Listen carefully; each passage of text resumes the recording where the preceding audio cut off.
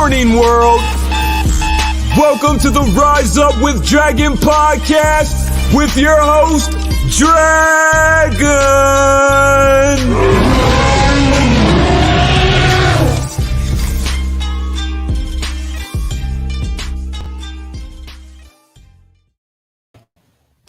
Well, usually we say great morning, world, but today, East Coast time, it is great late afternoon. This is your friend Dragon coming to you with another Rise Up with Dragon. But I guess today, because it's in the afternoon, we'll call it a wind down with Dragon. Usually I have a whole bunch of stuff to say, and you know that sometimes I do my show by myself, but today I have a very, very special guest, and I want to bring him in as soon as possible. Just to set the stage a little bit, I just want everybody to know that for me, this is a very, very special thing for me.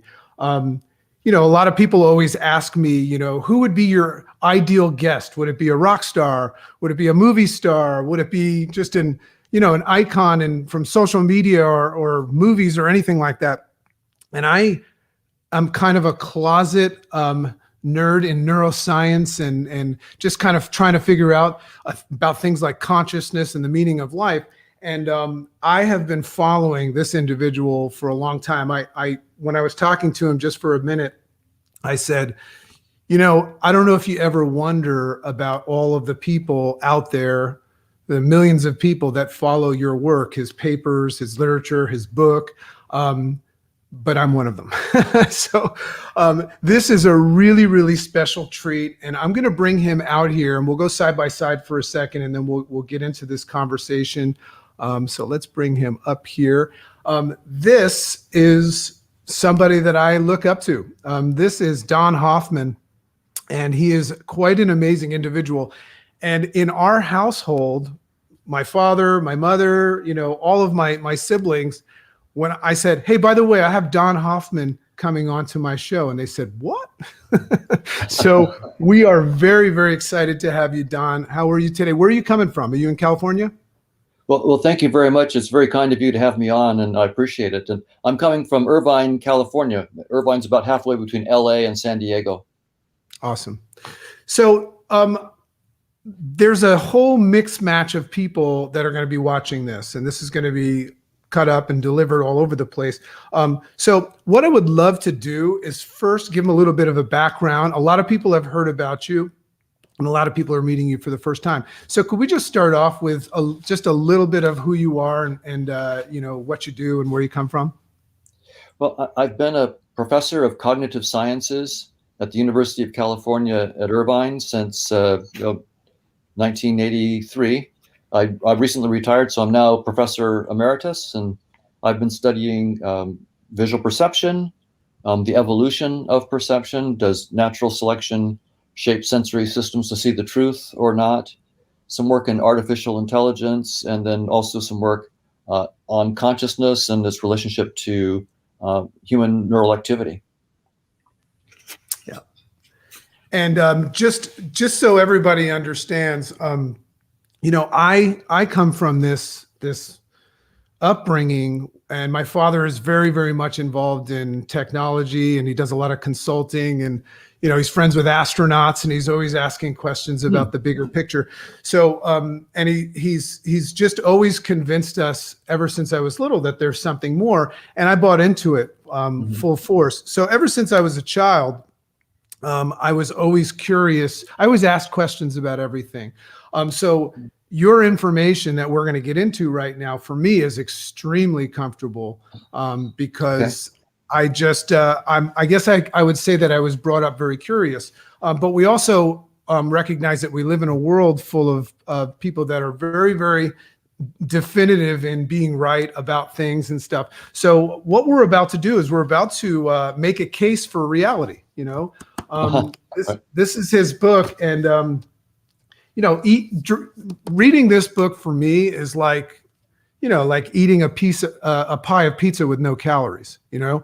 But what's interesting about your book is I actually ended up writing a book about your book because I took so many notes. So, I have notepads all over the place. So I've molded them down into some questions that I think are important. But what I want to attempt to do in this hour that we have together today is make sense of some of your theories. So I guess my first question that I thought would be fun to jump in is, and I wrote it down because I want to make sure that everybody has the opportunity to grasp this. What does it take for a human to kind of, you talk a little bit about the proverbial red pill. What does it take for a human to even open up to the idea that all that they know or that they've been led to believe and programmed to know might not be so? What is that step that somebody needs to take to be even open to that? Right. That's a great question. For me, I decided that as a scientist, to address that question, do we see reality as it is? I see the moon.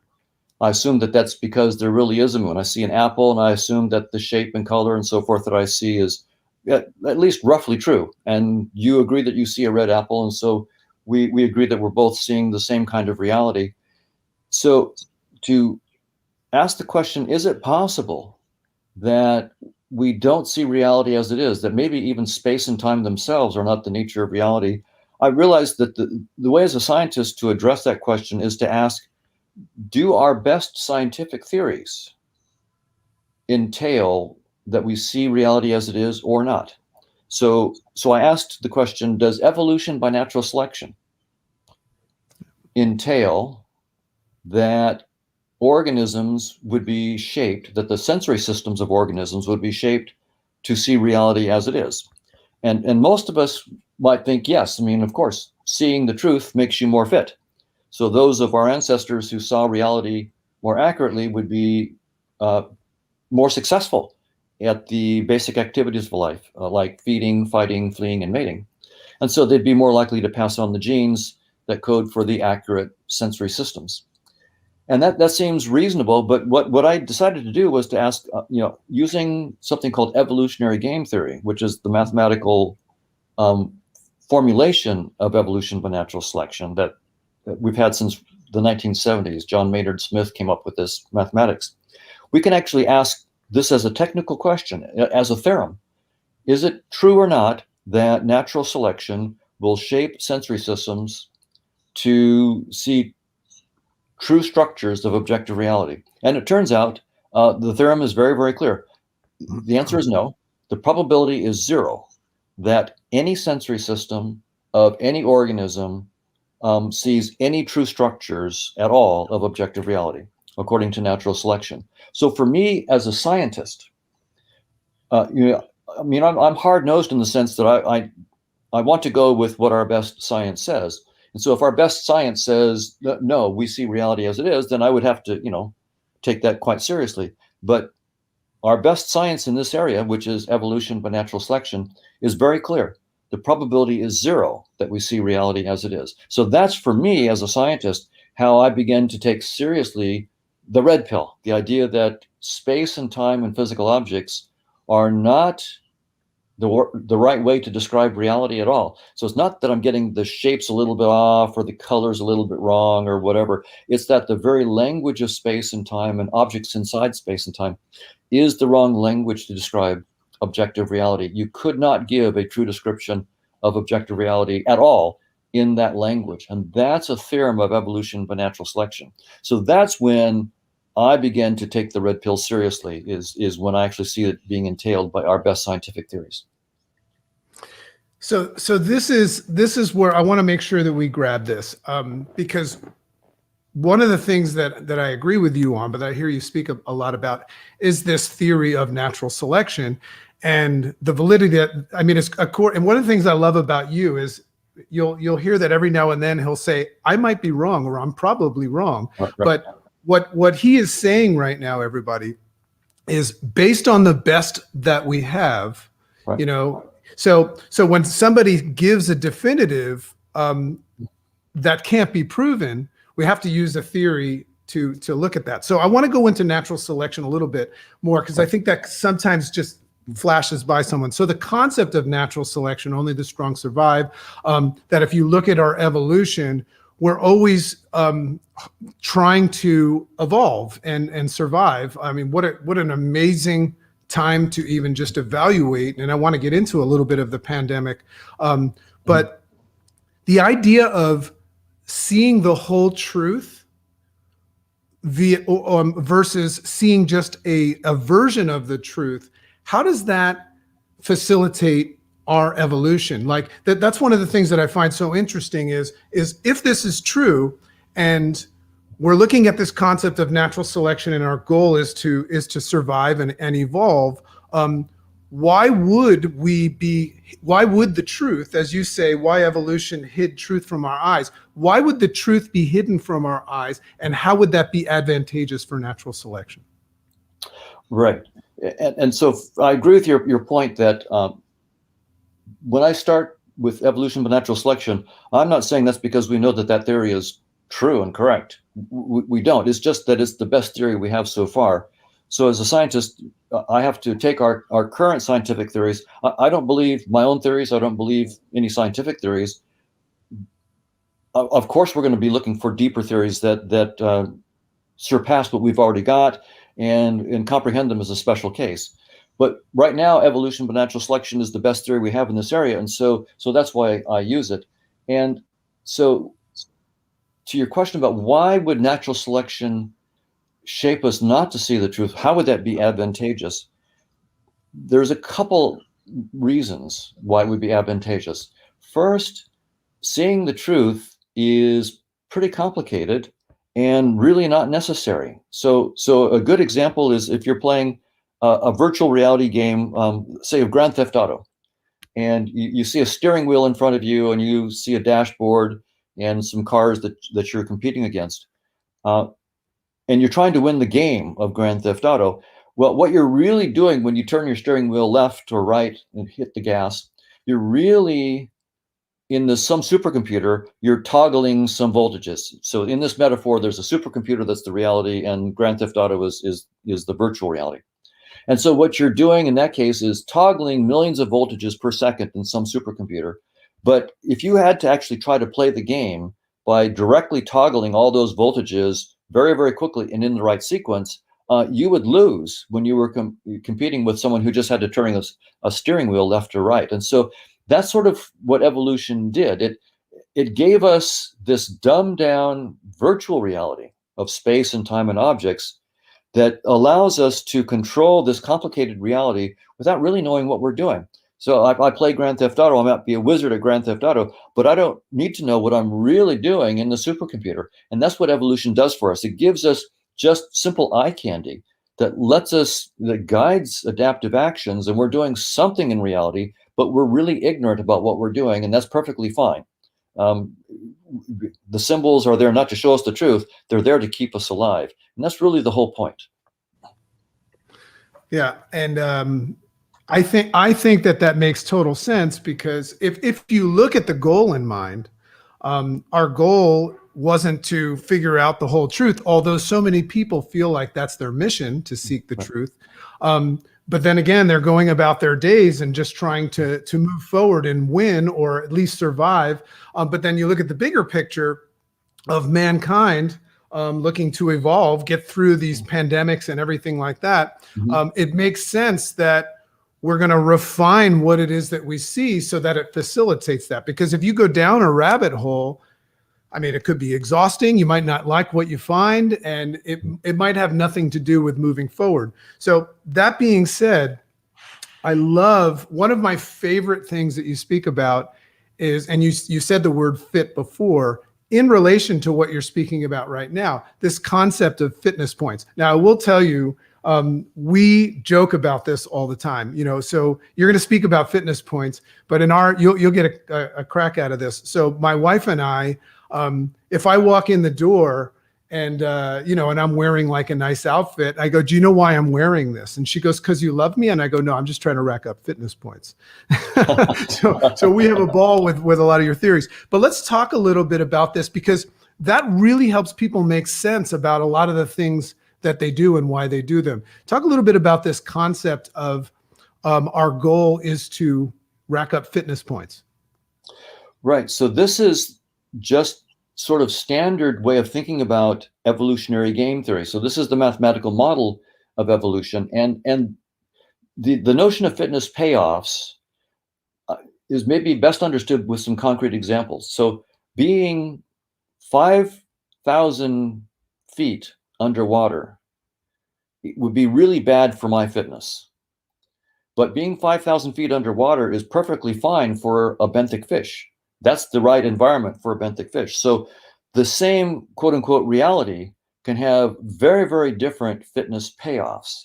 And so, again, for a koala bear, eating the leaves of eucalyptus trees is very, very fit. That's what that really helps the koala bear. For me, it would be poisonous. It would kill me if I tried to eat eucalyptus leaves. It would be a fatal mistake. And so the idea is that there's no absolute notion of this thing has high fitness payoffs for everybody, and this one has low fitness payoffs for everybody. It's rather fitness depends on objective reality, whatever it might be, but also on the organism, its state, and its action. So a benthic fish has different fitness payoffs than for me. And being underwater is great for it, but not for me. And so the idea then is you can think about evolution by natural selection as like playing a game. We're playing, quote unquote, the game of life. And just like in a video game, what you have to do to win the video game is you have to, as quickly as you can, grab as many points as you can. So you have to really be focused on grabbing the points in the game. And if you get enough points in a short enough time, then you move to the next level and so forth. In evolution, what's happening is like that, but you're grabbing fitness payoffs. You're getting the right kinds of food, mating the right way, and so forth. But what happens is if you get enough fitness payoffs, you don't go to the next level yourself, but your offspring, your kids, pass to the next level. And so that's sort of the analogy, and that's a way of thinking about these fitness payoffs. They're like points in the video game. So I come from a realm of, I was a doctor for 17 years, so I saw all that happen. And now I'm in the realm of going upstream and evaluating that in my perception, most people's problems have to do with their lifestyle, and that ties into everything. Yes. But in the realm of fitness points, I was thinking about this the other day. How do you explain something like obesity? Because if we're saying that food, nourishment, could be looked at as fitness points, do they just have too much fitness? How would you evaluate how sometimes we take something that has such great value to move us forward, and we have this tendency of overdoing it?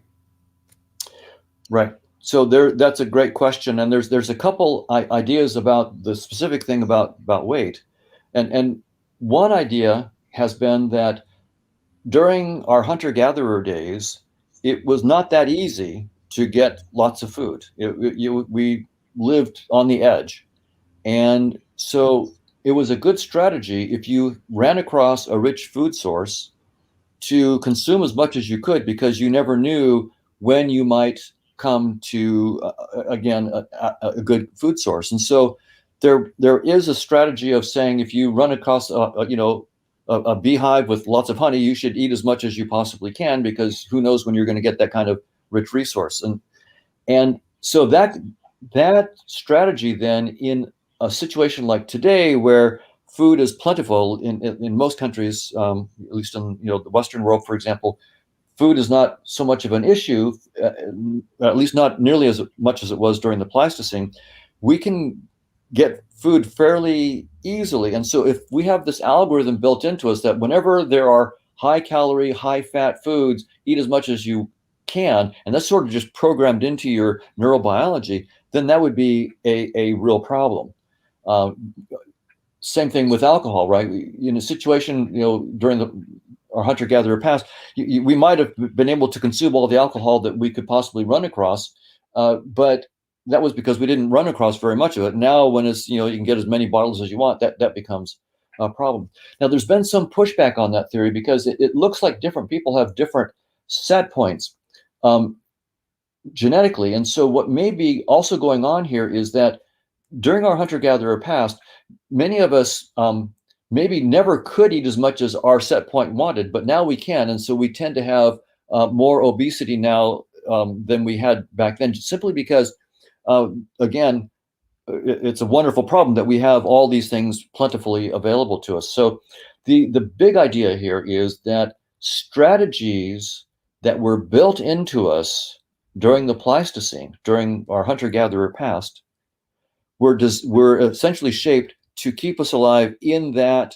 situation, and they may not now be appropriate for the new situation that we're in now, where food is plentiful and alcohol is plentiful, and so forth. So that's sort of one evolutionary way of thinking about why some of our behaviors seem so counterproductive and against our fitness. They were behaviors that may have been fit in our evolutionary past and are no longer fit in our new situation.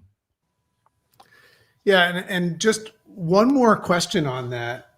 Thinking natural selection and thinking how, I mean, we go back to the caveman days, and you kind of touched on it a little bit.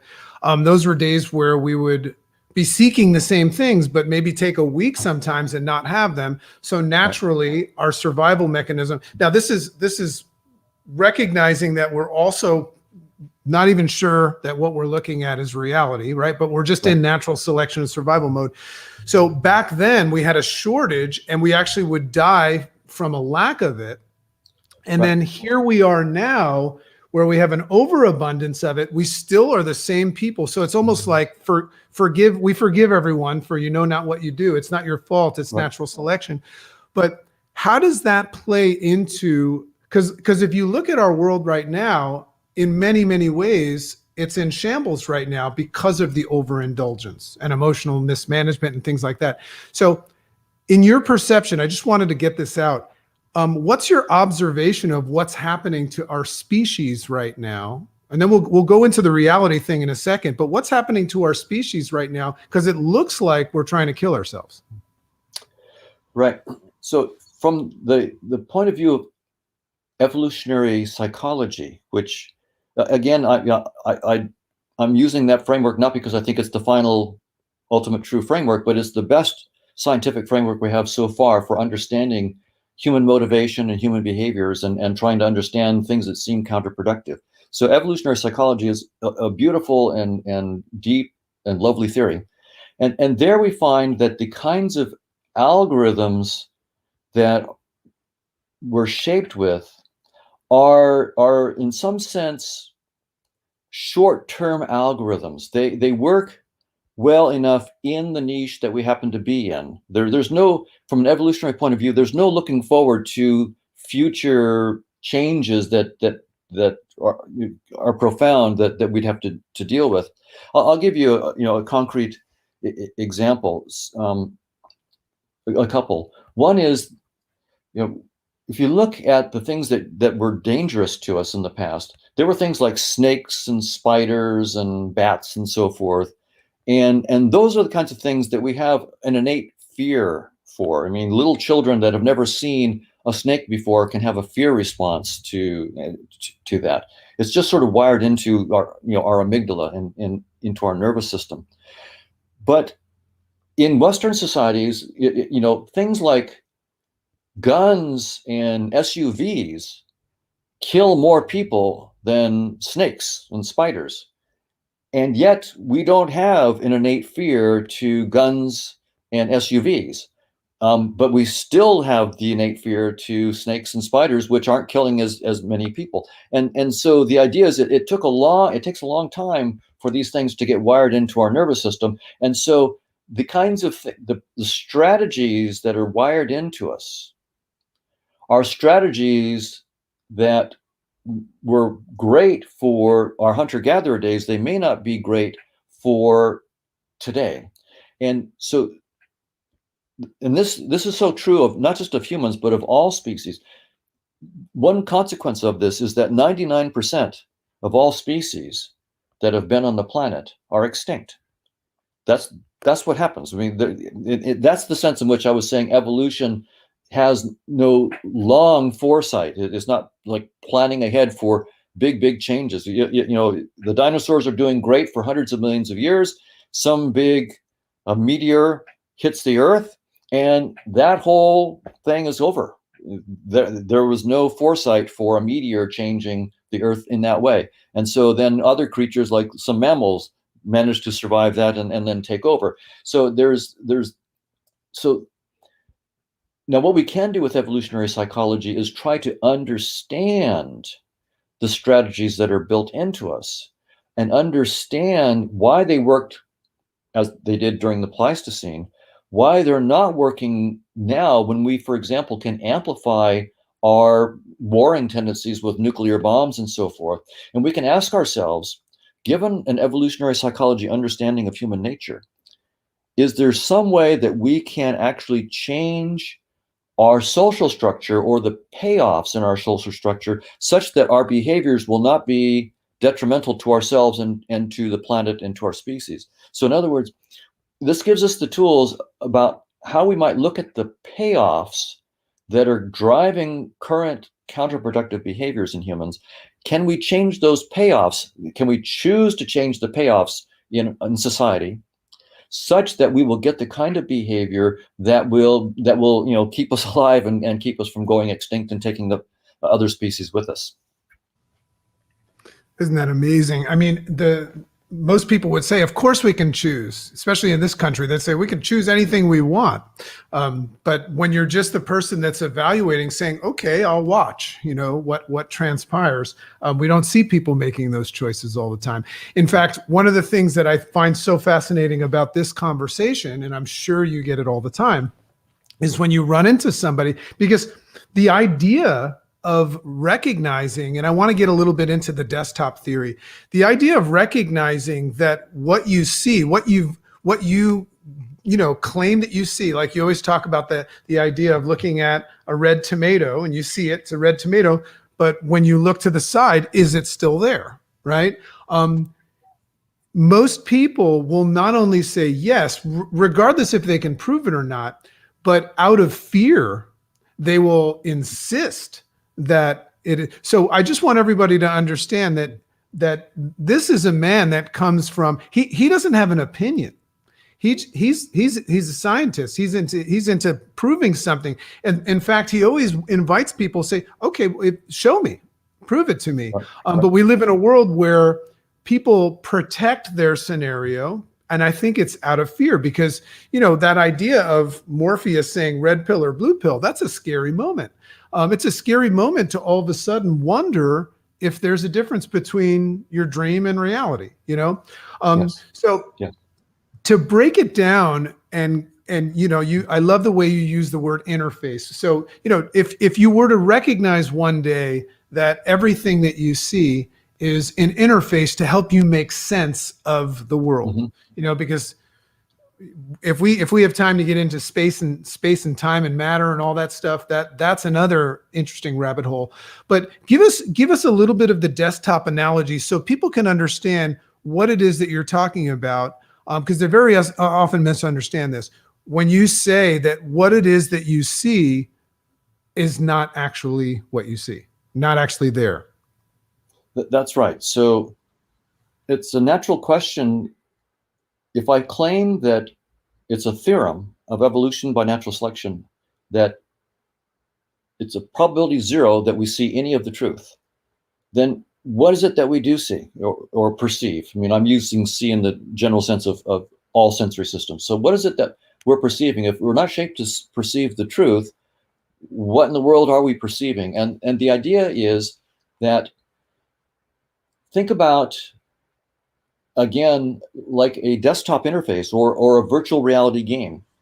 The point of the desktop interface, say you're writing an email and the icon for the email on your desktop is blue and rectangular and in the middle of your screen.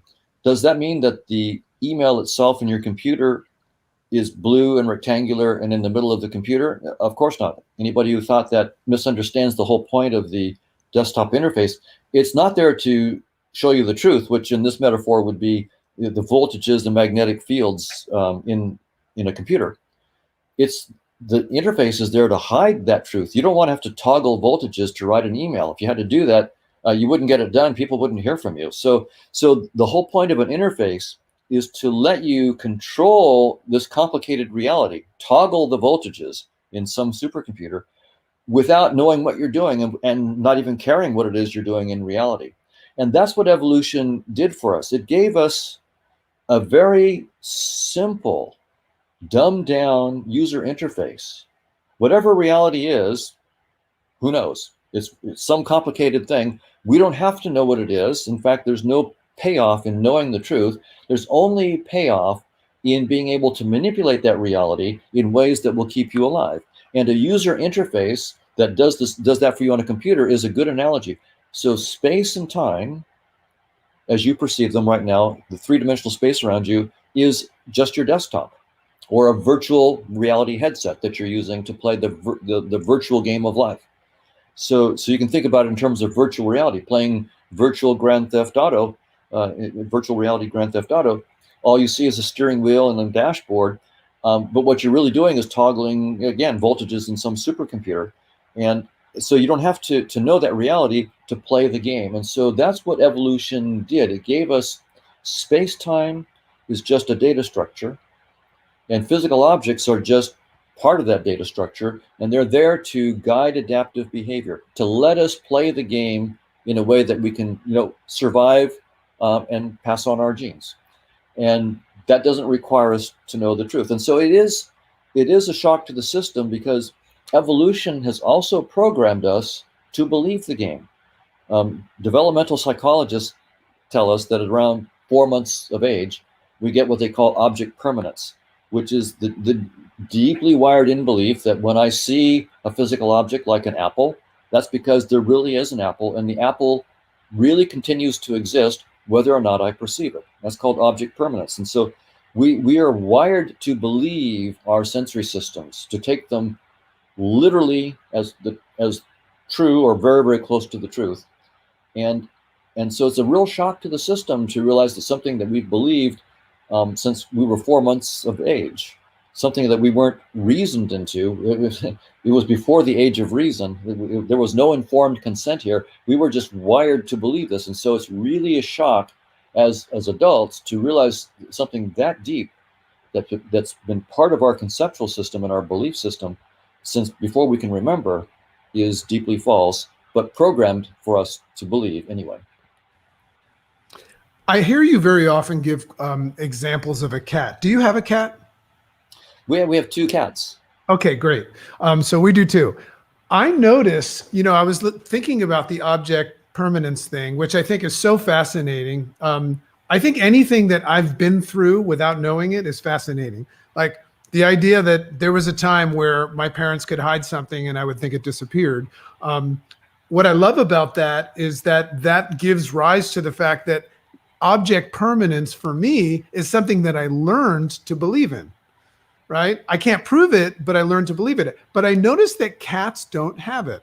My cats, for instance, we have a very strange cat that plays fetch. I don't know if that's normal for cats, but our cat brings the ball and plays fetch. And if I throw the ball and he gets it, everything's fine. But every now and then I throw it in a place that it disappears, and I just note it. He sees where it went, but he just assumes that it disappeared. He gives up on it. I don't know if you've ever noticed that about cats, but I don't think they have object permanence. Well, that's I don't know about cats, and that's a very interesting point. But this points to a very general feature that we see throughout the animal world, and that is that animals don't see the truth. They have little tricks and hacks that they use to get through the day. One of them that I really like is the jewel beetle. It's the male. The beetles are dimpled, glossy, and brown. The females are flightless. The males fly looking for eligible females, and if a male finds one, he alights and mates.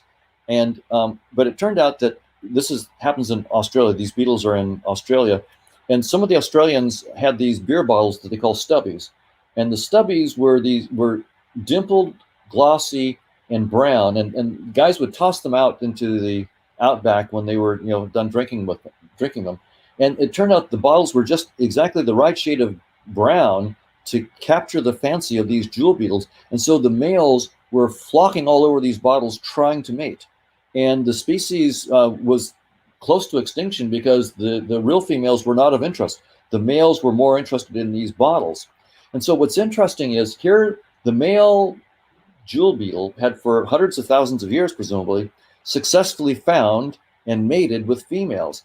And you might think, well, that means that evolution had shaped the jewel beetle males to know what a real female is. And the answer is apparently not. What evolution gave them was just a little simple trick or hack. A female is anything that's dimpled, glossy, and brown, and apparently the bigger the better. And so that's the standard thing that we find in evolution, is that animals don't see the truth. They're shaped with simple tricks and hacks, like the gray-lag goose that sits on its egg. It turns out you can take a rock, the right shape of rock, and put big speckles on it. It's a rock so big that the goose could never possibly lay it. You put that down in front of the goose, it will abandon its own eggs to sit on this rock. And so what's going on is, again, the goose doesn't know what an egg really is. It just has this simple trick that bigger is better. And you know, if it has roughly the right shape and some speckles and is much bigger, then that's better. And so it can't figure out that this thing is just a rock. And we just see this throughout the animal kingdom. And each animal itself can't see its own limitations. And presumably that's true of us humans as well. We can't see our own limitations. We are like the jewel beetle and the gray-lag goose, and we don't know it. That's exactly where I was going with it, which I think is so funny, because here we are, you and I, and I want to get a little bit into consciousness and mathematics, but we're having a conversation as if we know anything about the fact that animals have tricks and hacks, but there's potentially there's a higher being watching us make love to a yellow bottle in our own way, saying, yes, these humans, they're very fascinating. They don't really see the truth. They have all these tricks and hacks to get through the day. I found that fascinating. Am I right? That's absolutely right. And in fact, we know a lot of the tricks and hacks, and I have done consulting for various companies telling them tricks and hacks, and they use it for marketing and advertising. So we actually, you know, many companies now know how to grab your attention, hold your attention, make you want things, because we know a lot of evolutionary psychology. It's very subtle, but it's very, very effective. I won't go into any details, but anyway, it's being used. We know the tricks, many tricks and hacks, and companies are using them to manipulate you in marketing, advertising, product design. See, this is a whole, you know, I've watched a lot of your interviews that go for 3 hours sometimes, and now I understand why. And we have 1 hour, so I want to make sure I ask you my questions. But this is really, really interesting, because at first, I think a lot of people would be afraid to even open themselves up to acknowledge that, you know, this phone that I'm looking at is not actually a phone, and that I look away and it's not there anymore. That scares people. Right. However, there's a benefit to it as well, because there's a lot of things about life that human beings struggle with, potentially unnecessary if they knew that it wasn't real, right? One of the things that I love about concepts of simulation theory and evolutionary game theory and all that, it's given me the ability. Now, I've been doing this thanks to my dad. And by the way, my dad has a question for you. He says, lay this one on him. So that's coming soon. But I was brought up to kind of question everything, because we don't, you know, you check the facts type thing.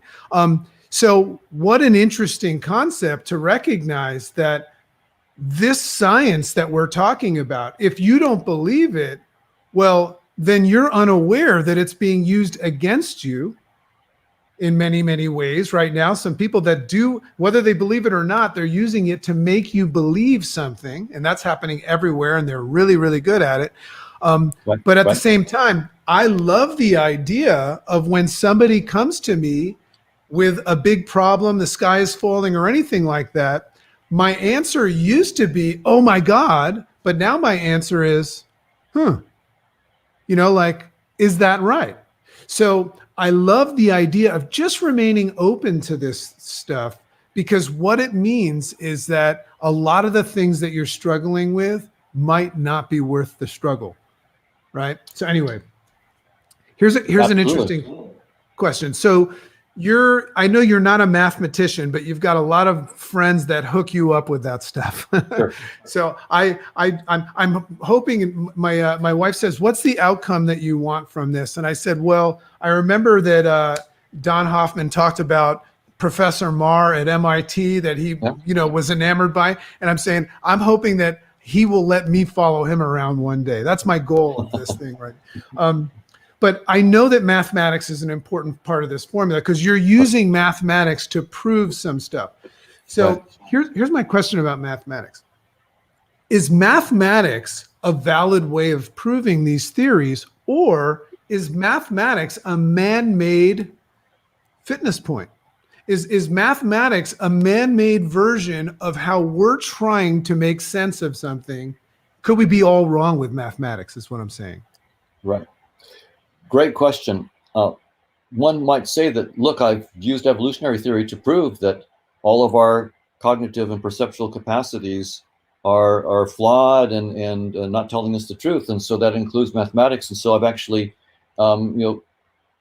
shot myself in the foot logically. I've used math of evolutionary game theory to prove that math is not reliable. And it turns out I haven't done that. The theorem that I mentioned about evolution by natural selection applies only to sensory systems. It does not, our theorem has nothing to do with logic or reason or the evolution of logic, reasoning, and mathematical abilities. And there, what's interesting is there seem to be some modest, at least some modest selection pressures for some facility in elementary mathematical abilities, because we need to be able to reason about fitness payoffs. Not about objective reality, but about the payoffs themselves. So, for example, knowing that 2 bites of an apple offer roughly twice the fitness payoff of 1 bite of an apple is advantageous. An organism that was wired up to believe that 2 bites of an apple are worse fitness payoff than 1 bite of an apple is not going to compete as well as one that's wired up the other way. So that's not an argument that we've been wired up to be geniuses in mathematics. It's just to have some modest capability, and then every once in a while, the genes come together, and you get a von Neumann or a David Hilbert or some mathematical genius that we can all just can't imagine how they could be so smart. But the point here is that the evolutionary argument, the theorem that Chetan Prakash proved, that our sensory systems definitely, with probability 1, don't show us the truth. That theorem does not apply against math and reason. So we have to now think about math and reasoning ability separately, and that's a very deep. I'm not saying it's a trivial issue, but at least the theorems that we have are not the ones that are saying that we have no good abilities there. So basically, when we look at math, kind of like natural selection, we can't prove that it's valid, but it's the best thing we got going to explain what's going on right now. If somebody comes along, as you very often say, with something better, we're open to it. But right now, it's the best thing we got. So absolutely. What I find interesting about that is because here we are talking about reality and making a case against reality. And we're also basically saying, I don't know if we actually knew the deep truth, I don't know if it would be good for us. There's a case that it would actually be disadvantageous for us to do this. So I'm like you in the sense that I go down every rabbit hole I see.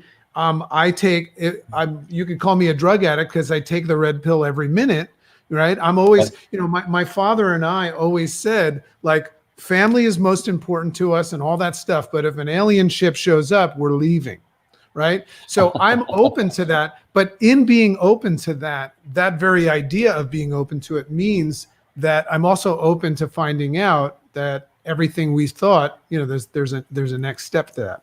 So anyway, yes, I want to talk a little bit about, we're coming to the end of the hour. I want to get some of the good stuff.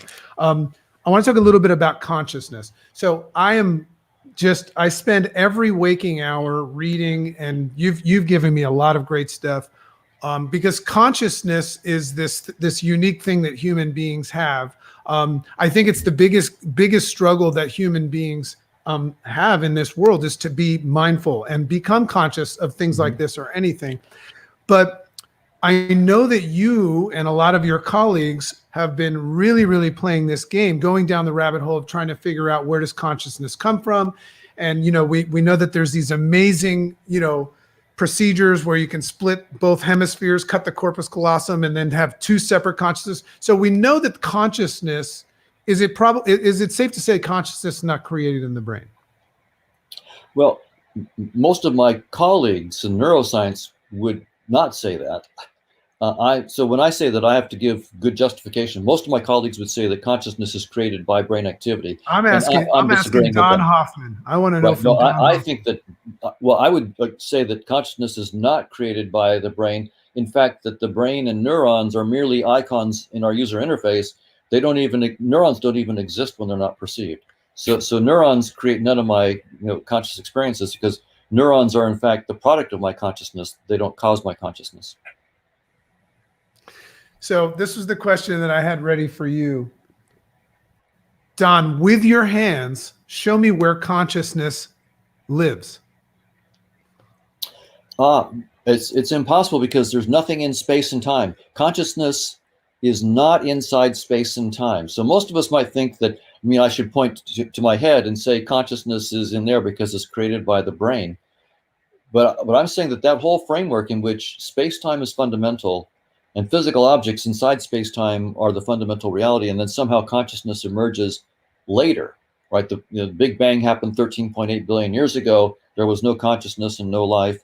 And life and consciousness came hundreds of millions or billions of years later. And we have to figure out what physical objects are complicated enough to give rise to consciousness.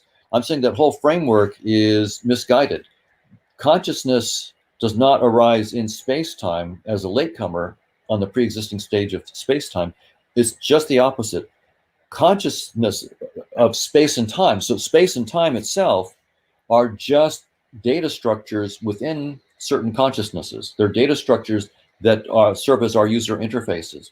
So instead of us being in, our consciousness being a latecomer inside space-time itself is a data structure in our consciousness. So I just turned the whole thing around. Man, I would love to speak to you for about 3 hours about that. On that topic, I heard you give the beach volleyball game analogy, right? Where somebody was asking you, like, what happens when we die, right? And I'm going to try to get this right, but he gave an analogy, and you can correct me if I miss it, of being of putting virtual reality glasses on, right, and a couple of other people, and you go into this realm where you're playing beach volleyball.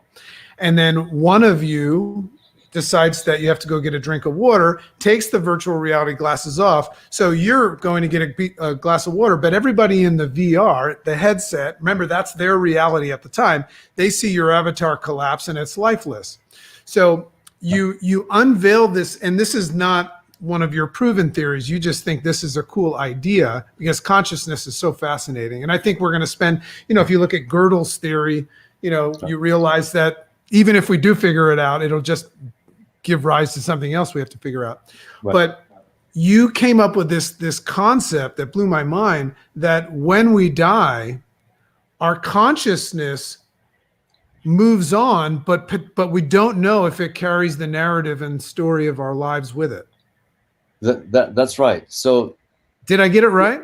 You've got that. That's right. So if space-time is fundamental, and physical objects are fundamental, and consciousness is a product of our brain activity, then when the brain dies, your consciousness must cease. That's just very, very clear.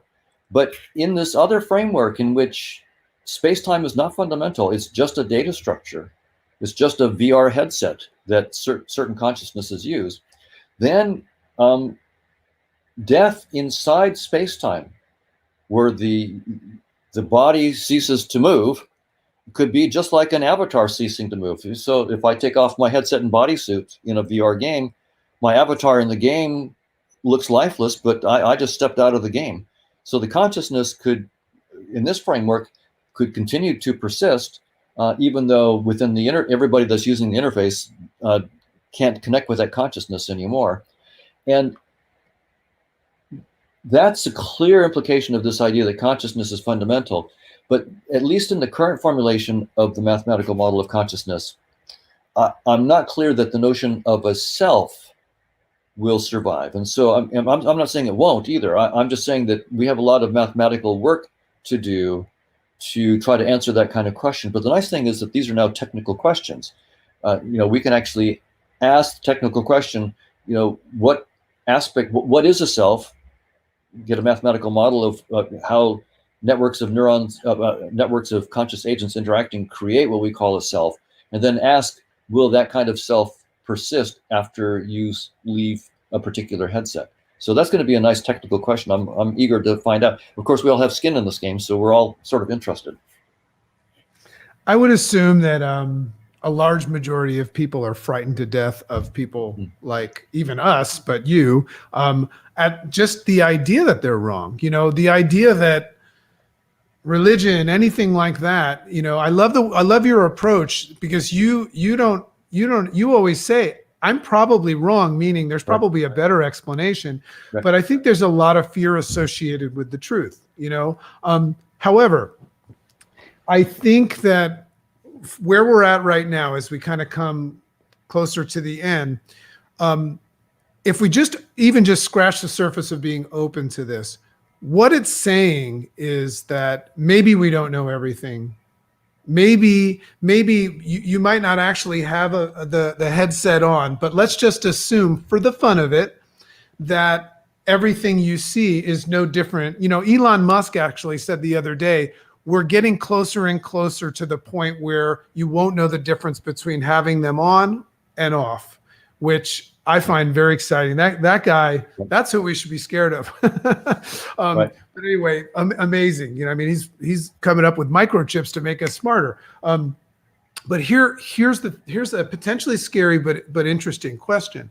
If that's true, it makes us start to wonder what our purpose is. In the meaning of life, what I like about this theory is if I can let go of everything that I thought I needed to really be concerned with, and just go to this idea that I'm wearing a headset and it's a game, and I can create a good day or a bad day or whatever if I learn how to manipulate it. What it says to me is that the meaning of life, and I've heard you speak about that, is just simply to explore and enjoy as much of it as you can before your consciousness vacates with or without your narrative, right?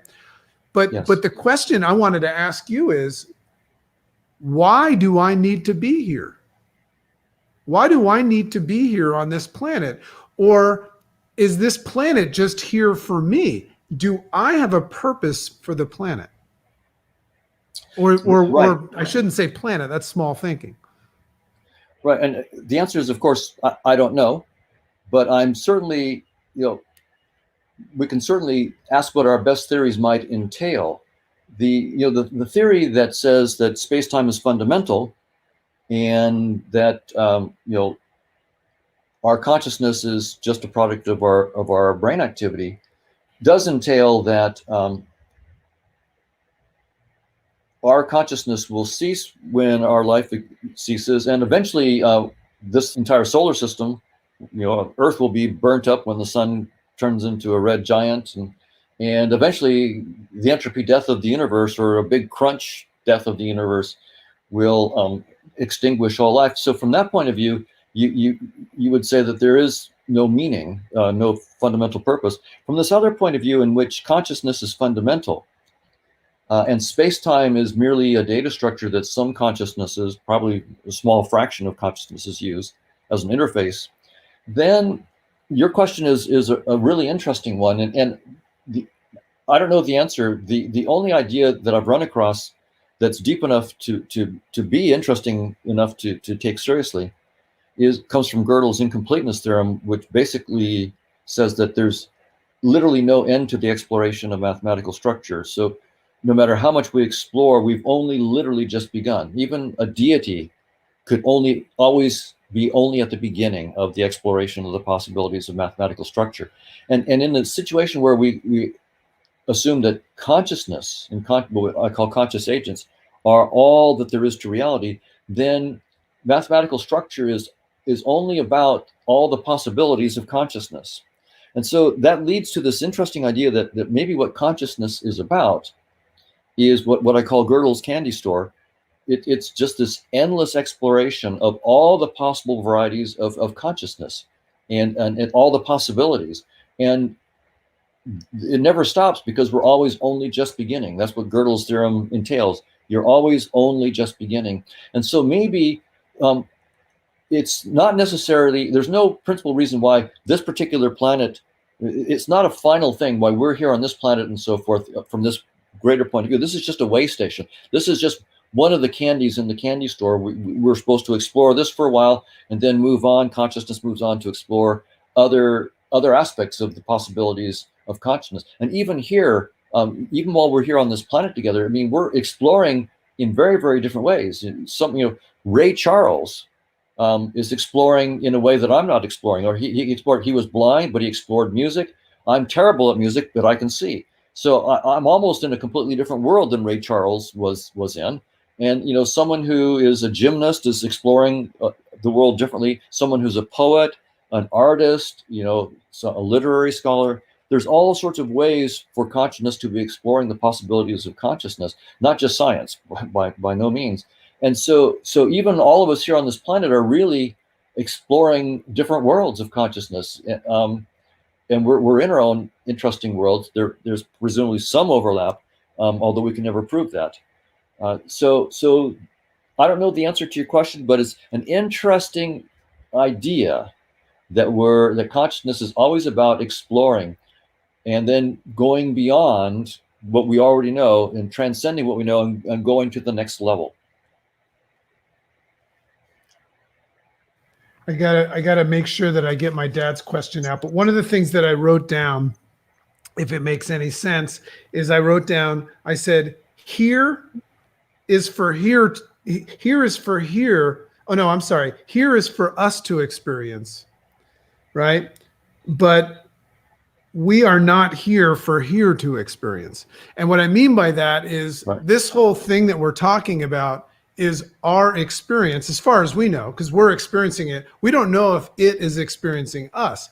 And that is what I think scares the hell out of people, is because if we say that we're kids in candy store, and I mean, it's kind of nice to just think about like, hey, I'm going to get off this podcast and I'm going to go out and enjoy the candy store. But I think that it's natural that humans will say, but am I doing a good job? Am I doing a good job at exploring the candy? Because I think that humans, what they really, really seek is whether or not they matter. Right. And yeah, so again, I don't know the answer, but in this framework, an interesting idea would be that what would it be to successfully be, exploring, if that's what consciousness is about? Well, it would be facing our fears of the unknown. It would be letting go of dogmatism. It would be embracing a tough kind of humility where I admit that what I thought I was sure of, I could be wrong about, and being more like a child that's open to new observations, to new ideas, to being wrong, and then realizing in this Gödel's candy store kind of point of view that there is no such thing as a theory of everything. You never could arrive. In principle, Gödel's theorem is saying we will always, in principle, only be at the beginning of the exploration. And so to understand that we never arrive, it's in some sense enjoying the process of discovery.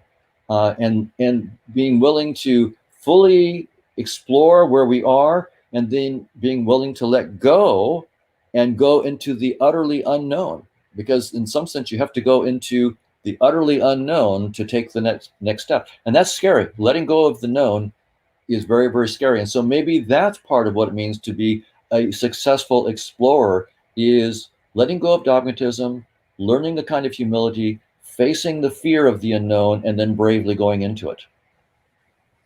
It's an interesting way of looking at the desktop theory and the icons. If you're fighting that, and you're saying, no, what I see is what is, that's an example of being afraid of letting go of the known. That's right. But But then again, I mean, you read any book that is about personal growth, self-discovery, or anything, all it ever talks about is that growth takes place in the unknown, in the outside, but we have this tendency to just hold on to it so much. And I understand why. I somehow, and I thank my father, and I'm going to ask you his question in a second. He's watching from France, so he's up late. But I thank my father for having some deep discussions and giving me the confidence to not only embrace a lot of the stuff that you're saying, but also embrace the potentiality of there's even more, and not be afraid of it. So I'll say thank you to my papa for that. So here's his question. Yes. So hope to God we can have a further conversation, but this is what he said. Sure. So based on all of this stuff, he says, I knew it was going to be a weird question, but you'll get to know his character. He says, ask him if he sees civilization, us, based on all this stuff. He says, do you see civilization potentially as a bunch of mushrooms accidentally growing on the side of a tree?